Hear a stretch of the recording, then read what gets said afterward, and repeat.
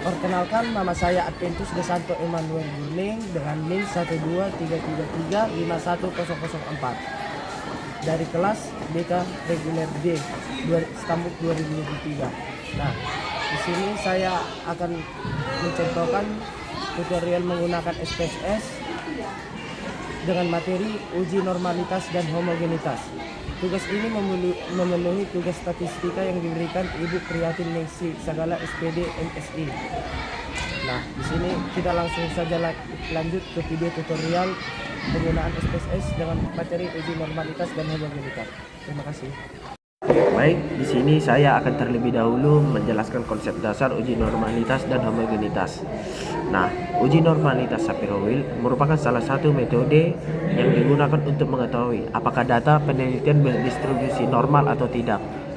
Uji ini menjadi penting karena normalitas merupakan salah satu syarat dasar dalam penggunaan berbagai uji statistik parametrik seperti independent sample t-test atau sample t-test dan ANOVA. Shapiro-Wilk umumnya dipilih ketika jumlah sampel relatif kecil atau kurang dari 50 responden karena memiliki tingkat sensitivitas yang lebih baik dalam mendeteksi penyimpangan distribusi data. Dengan melakukan uji ini, peneliti dapat memastikan bahwa data memenuhi asumsi normalitas sehingga hasil analisis statistik yang dilakukan selanjutnya menjadi lebih akurat dan dapat dipercaya. Baik, di sini ada dasar-dasar pengembalian keputusan hasil uji normalitas dan homogenitas. Yang pertama, jika nilai signifikan lebih besar 0,05, maka data penelitian berdistribusi normal. Yang kedua, jika nilai signifikan lebih kecil 0,05, maka data penelitian tidak berdistribusi normal. Baik, selanjutnya kita saksikan video tentang penggunaan SPSS dengan materi uji normalitas dan homogenitas. Di sini ada data yang sudah saya siapkan, yaitu kelas kontrol dan kelas eksperimen. Nah, di sini kita mulai dari uji normalitas dahulu. Nah, di sini ada dua instrumen, yaitu instrumen pretest dan post test. Nah, di sini sudah saya akan sediakan 20 data kurang dari data 50 orang. Nah, di sini kita terlebih dahulu memblok terlebih dahulu pretest dan post test. Di sini saya sudah memblok dan memindahkan ke sebelah kanan. Nah, di sini kita akan memblok, baru kita masuk ke SPSS. Nah, di sini kita ini.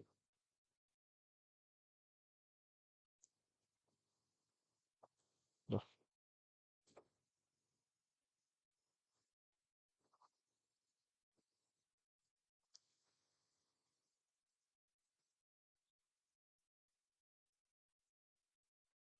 Nah, di sini sudah keluar hasilnya. Kita masuk ke variable view. Nah, di sini kita ganti namanya menjadi hasil.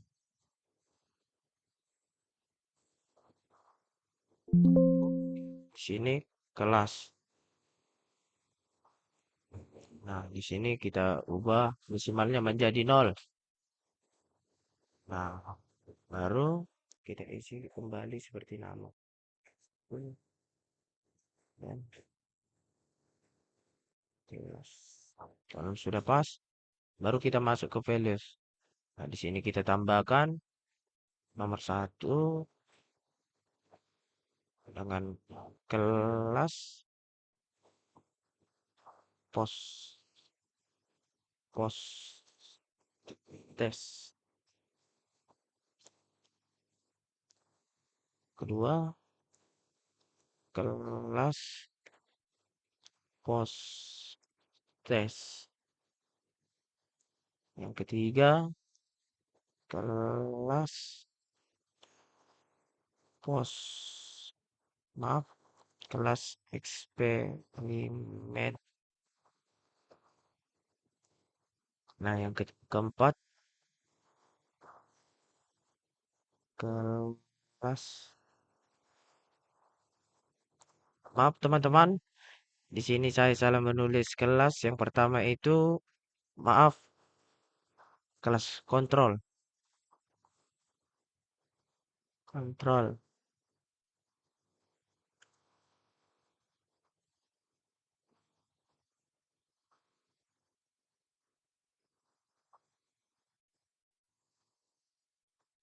Oke.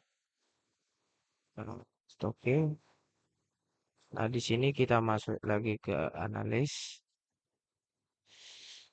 Di sini kita masuk ke explore. Nah, hasil ini kita masukkan ke dependent list dan kelas kita masukkan ke factor list. Nah, di sini kita masuk ke plot, kita centang histogram dan normalities loss dan masukkan ke power estimation, continue. Kita tengok option sudah pas, baru bootstrap. Oke. Nah, kita pencet oke. Nah, nah, di sini sudah keluar kelas asli, yaitu ada dua tipe, yaitu kalau mau mock Smirnov dan Shapiro-Wilk. Nah, di sini kita akan menilai hasilnya, yaitu statistiknya 0,119 dan signifikannya 0,601.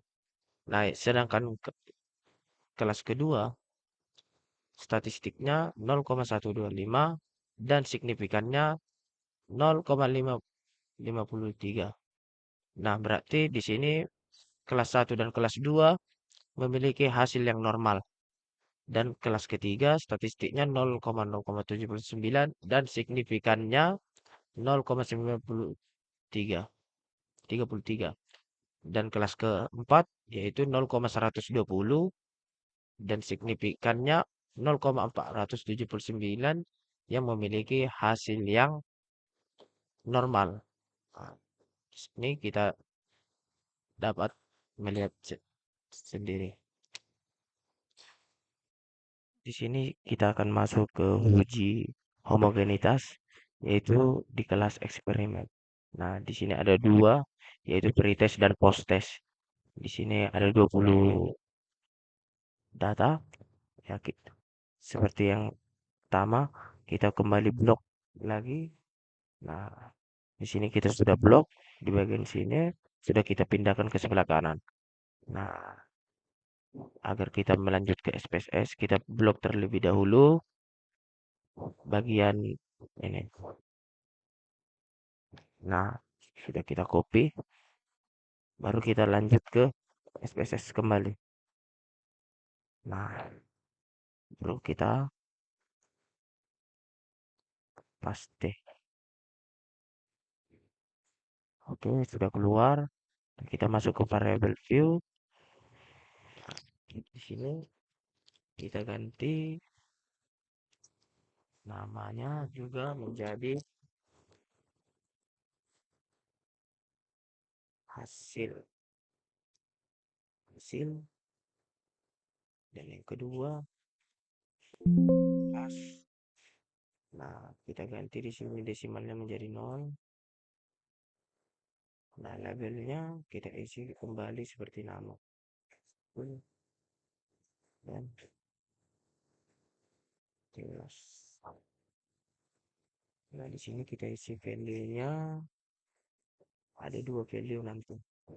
Yaitu value pertama kelas kelas pretest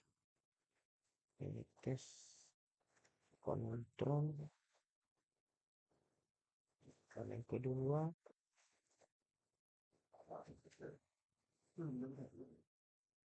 kelas pretest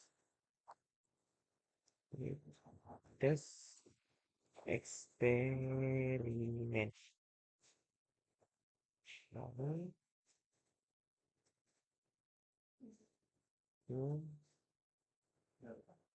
kita klik OK. Di sini sudah pas. Nah, kita masuk lagi ke data view, baru analis, masuk kita ke deskriptif statistik, explore. Nah, hasil ini kita masukkan ke dependent list. Nah, baru kelas kita masukkan ke faktor list. Nah, di sini kita masuk kepada bagian plots. Nah, di sini kita pilih histogram dan kita pilih power estimation. Di sini kita klik OK. Nah, di sini kita klik OK agar hasilnya keluar. Oke.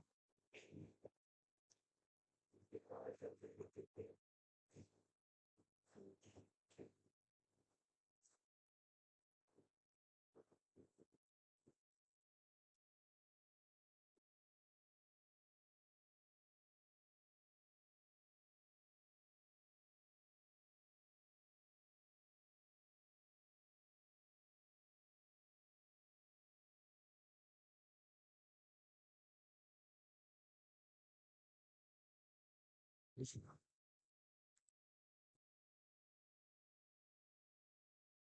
di sini.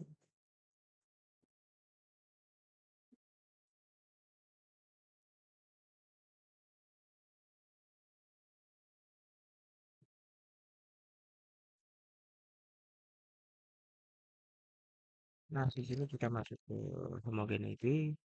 Hasilnya yang pertama yaitu 0,2033, berarti di sini dikatakan um, bisa dikatakan normal. Nah, masuk kita yang kelas kedua oleh mediannya 0,339, berarti mendapatkan nilai tidak normal karena di bawah 0,0,5. Bisa disimpulkan bahwasanya hasil homogeneity ini ada satu yang normal dan satu tidak normal.